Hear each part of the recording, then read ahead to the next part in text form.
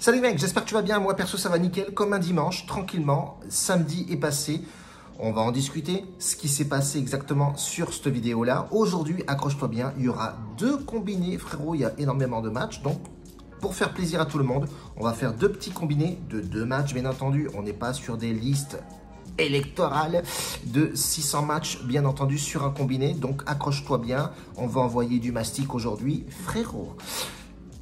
Ici même tu peux t'abonner et surtout mettre un petit pouce pour donner de la puissance à la chaîne et le référencement, le monter en flèche. Bien entendu ici on veut du résultat.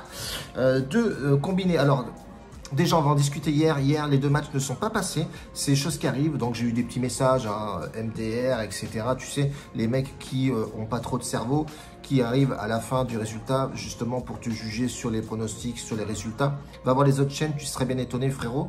Bref, c'est la première fois qu'on a une mésaventure sur la chaîne. Voilà, ça allait bien jusqu'à là. Ça passe pas, c'est comme ça les paris sportifs. L'OM qui a pas fait le travail, donc pas assez réaliste. Voilà, félicitations à Payet avec ses 100 buts et ses 100 passes décisives.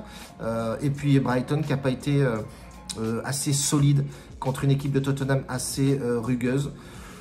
C'est le football, c'est la loi du football, c'est comme ça que ça se passe. Voilà, il faut assumer, c'est pour ça que la gestion de mise est très importante. Donc voilà, ne mettez pas la maison à chaque fois qu'on vous donne des pronostics. Essayez de réfléchir et balancer une gestion, tout simplement. Premier match de ce combiné, on va faire deux combinés, donc un à 1,89 et le suivant à 2,62. Le premier combiné, donc avec Montpellier qui rencontre Monaco. Que dire de ces deux équipes-là? On peut dire que Montpellier n'est pas super en forme en ce moment. Ça pêche beaucoup du côté de Montpellier.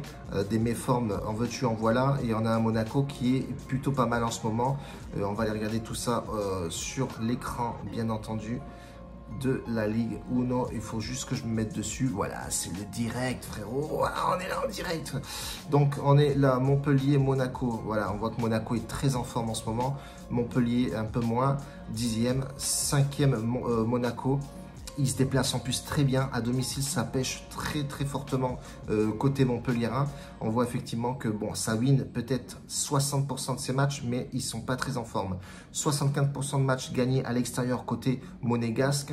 On voit effectivement que ça score plutôt pas mal de part et d'autre.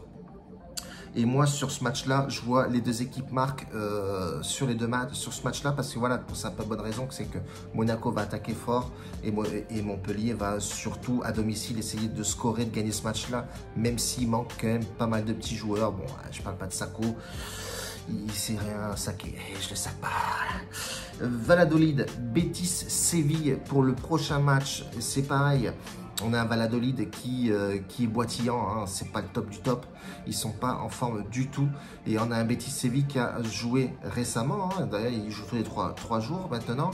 Mais on a un Betis Séville qui est très en forme. Dernier match gagné c'était contre la Roma quand même, à l'extérieur. Donc on a une équipe de Betis qui est plutôt pas mal avec le ballon. Donc attention à Valladolid qui a gagné le dernier match joué contre Getafe. Ce qui veut rien dire parce qu'ils ont enchaîné 3 défaites de rang. À la maison, ils ont perdu 3 fois, ils ont gagné une seule fois. Donc Betis Séville, c'est pas forcément top à domicile. Et on voit que Betis se déplace vraiment très bien à l'extérieur, même si ça reste un petit peu en dents de scie, 3 victoires, 2 matchs perdus. Mais attention, cette équipe de Betis, quand tu regardes les matchs, les dernières confrontations de ces deux équipes-là, on voit que Betis Séville est au-dessus de cette équipe. Mais on va pas prendre de risque, on va partir sur le over 1,5 buts. Et ça nous fait une cote totale à 1,89 si tu combines ces deux matchs, bien entendu. Deuxième combiné, frérot. On part sur deuxième combiné, on va en Hollande. On va en Hollande et en Hollande, il y a vraiment un PSV qui en ce moment sort du lot. Il joue très bien en ballon contre Heerenveen. Ok, d'accord.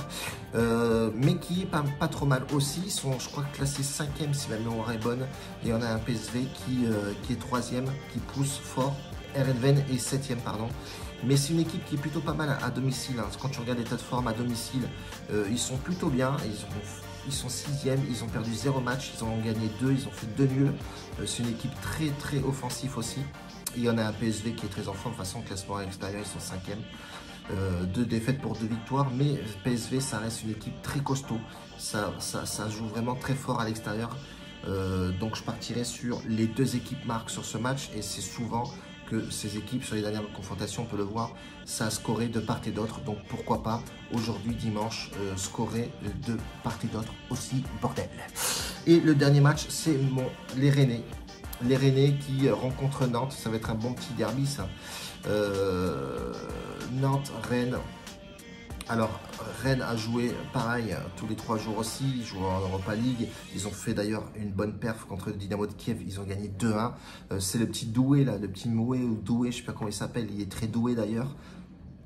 Il a claqué son petit but, il a 17 ans, c'est une pépite. Il a vraiment un bon effectif, jeune, efficace, Genesio.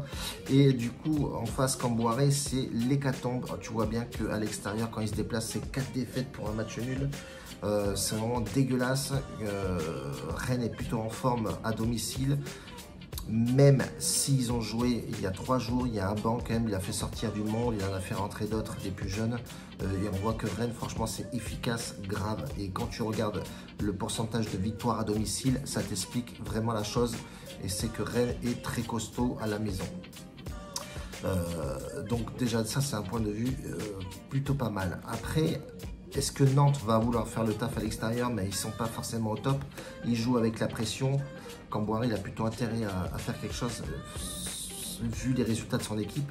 À mon avis, il a l'habitude de sauter. Donc voilà, 75% de victoire à domicile, 0% de victoire à l'extérieur. Donc moi, pour Nantes, je suis désolé, mais je ne pense pas que Nantes va faire un résultat là-dessus. Quand tu regardes les matchs à l'extérieur de Nantes, c'est dégueulasse. Et quand tu regardes forcément les résultats de Rennes à domicile, c'est vraiment pas mal du tout. Donc je partirai sur une victoire sèche, même si c'est compliqué les victoires sèches, je le sais, mais là il y a vraiment un écart de niveau. Ce qui me fait un peu peur, c'est qu'ils ont joué 3 jours avant. Bon, voilà, c'est une effectif, ils ont des effectifs assez complets et le coach est très malin, il est très costaud, il connaît le football, il connaît son équipe. Je pense pas avoir de surprise sur ce match-là. On l'espère, bien entendu, ça nous ferait quoiquer notre pronostic et notre combiné surtout. On reste comme ça, les frérots, aujourd'hui. On se retrouve mardi, Ligue des Champions.